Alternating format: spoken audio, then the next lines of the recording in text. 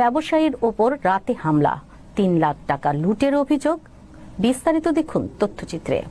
নোয়াখালী সুবর্ণচরে এক ব্যবসায়ীকে রাতের আঁধারে ডেকে মারধর ও লুটের অভিযোগ উঠেছে। ভুক্তভোগী মোশাররফ মাঝি চরজব্বর থানায় লিখিত অভিযোগ দায়ের করেছেন। ঘটনাটি ঘটে সোমবার ২৪ নভেম্বর রাত ১টার দিকে সুবর্ণচর উপজেলার মোহাম্মদপুর ইউনিয়নের কাটাখালী ঘাট সংলগ্ন কালাম সওদাগরের দোকানের সামনে। অভিযোগে বলা হয়েছে, পূর্ব পরিকল্পিতভাবে বেশ কয়েকজন স্থানীয় যুবক ও অজ্ঞাতনামা আরও ১৫ থেকে ২০ জন তাকে ঘিরে ধরে গালিগালাজ এবং এলোপাথারি, কিলঘুষি ও লাথি মেরে গুরুতর জখম করেন।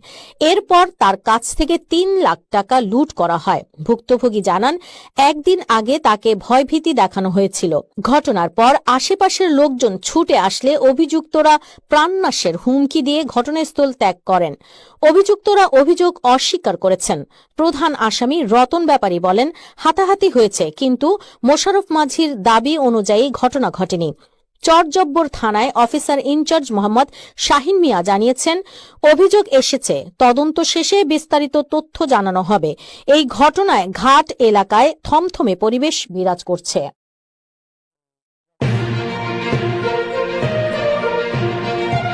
এবার আন্তর্জাতিক